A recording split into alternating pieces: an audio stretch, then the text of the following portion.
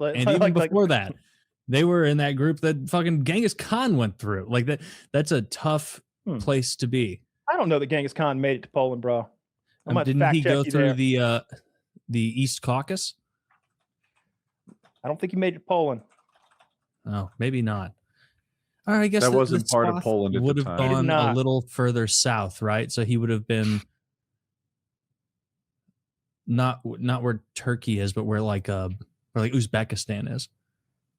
More like the top of Bulgaria, all of Croatia, all of Hungary.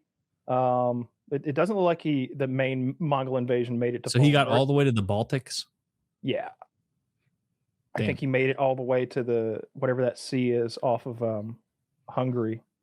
So the Black Sea, the Caspian We've talked about that empire before. Like Genghis Khan's story is fucking cool because he grew up with like this horrible upbringing of awful things happening to him. He was enslaved for a while and bandits stole his wife before his eyes while he was tied to a yoke.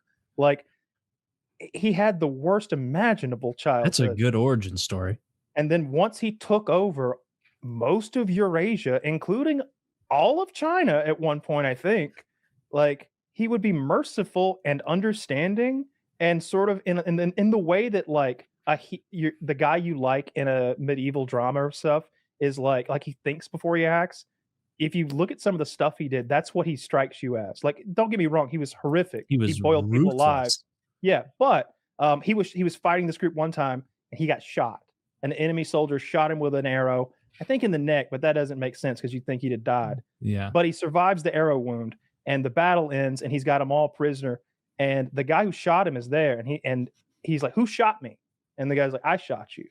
He made the guy his general. He's like, "Thank you I appreciate your honesty and like, you know, your dude, bravery." that is like he made him one of his generals. That's like how Dumbledore acts at the end of every Harry Potter, where he's like, "Harry, for cheating entirely in the tournament, the Triwizard Tournament, I award a jillion points for Gryffindor."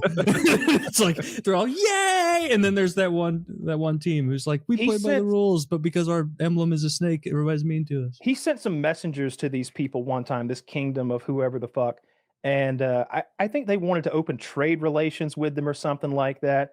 And the king there invites the messengers into his court, beats the shit out of them, shaves their beards, which I guess is like a huge dishonor or something. Yeah, because then you see your big fat fucking face. That would be dishonorable. Yeah, I mean, they're Mongolian. Suddenly the chins are no longer hypothetical. They're there.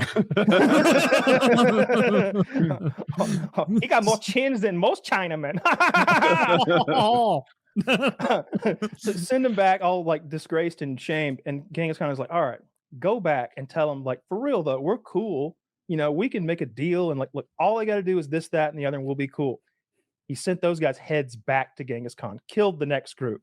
So Genghis Khan killed every man, woman, and child in the city. I wish I could remember the number, but it might have been like 500,000 people he exterminated. They don't know what those people were called anymore. Good. It wasn't just the city of Han Chinese. With aristocracy, they sometimes they would have captured a prince or the prince's cousin or something like that from some place, and they're gonna put him to death. Like you lost, we're gonna kill you now. But you wouldn't shed the blood of a nobleman. But they treat that rule the same way the Amish do about telephones. So they'd roll you up in a carpet, and then they would stampede horses over you, or they would boil you alive. So you just ruin a whole carpet. Yeah. Yeah. Well, I mean, that is the real tragedy in that. That's the real tragedy. That's an ancient card. What I always like about the Mongolians is the composite bows.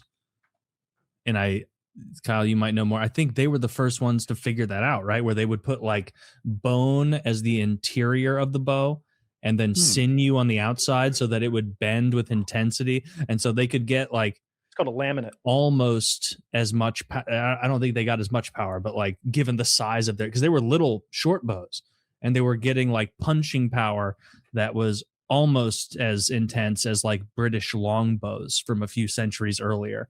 Like maybe not as intense as the British longbow, but it was enough to like punch. They punched over their own weight class. Yeah, for sure. And that's really cool. And their kind of warfare involved like being one with that horse and riding not just on its back, but under its neck and around its side. And like you see, even today, some of the traditional Mongolian horse riders and some of the tricks they do where they get off the horse and run alongside it while holding on to it and then flick themselves back onto the horse and they go under its belly and up the other side and then around its neck and onto the other side. And they're like, I don't know, Cirque du Soleil performers who want your blood. I know, I think it was the Apache who had a similar way of firing their bows from their horses as horse archers, where they would create this. Wow. Only over 1,000 years later. And more, maybe. Yeah. Maybe 2,000 years later. When was that's like if I came to you right now and it's like, Kyle, I've invented a type of bow with bone and sinew. It's like on the computer. It shoots kind of hard. It shoots pretty hard. You know, it's not up to snuff with like everyone with their guns. Oh. Like, you wait till the power goes out. Them the bowmen will take charge. Bow technology is still getting better. When I was a kid, my first bow was a PSE Nova, and it was 55 pounds draw, and I think it shot about 278 feet per second, which is slower than a paintball. You very clearly see your arrow as it's arcing toward your target. I think modern bows are closer to 400 feet per second now. Obviously, they draw a little bit harder, but the 400 feet per second is crazy fast for a fucking arrow. I'm surprised you never got into that. I know you had your recurve bow, but compound bows are closer to guns than bows. They're neat, but part of the fun of the compound bow is that you're like holding it the whole time. It feels old. It feels kind of anachronistic, and that's enjoyable. You mean the recurve? The recurve, yeah, where you have to hold the full weight at your cheek until you're ready to shoot. Because I've used compound bows before, and it's like, I mean, it is way easier. Yeah, like, the way the pulleys work, you have, we called it let off. I don't know if that's what the industry term is, but once you get it all the way back, those pulleys roll over and you're holding like 15-20% or something of the total draw weight, which is usually, I think an adult usually shoots like a 70 or 80 pound draw pull weight. How much does a arrow weigh? I'm curious about this. I don't know, because AI told me. So you mentioned velocity of it, and it says that for a British longbow, it would be 190 feet per second for a heavy war arrow. So how fast again? So like a bodkin arrow, a 100-gram arrow going 190 feet per second. Okay. Because that seems like hunting arrows or heavy arrow. Hunting arrows are like 300 to 500 grains, according to this. Grains? Yeah, it's the measurement you use for bullets. Oh no!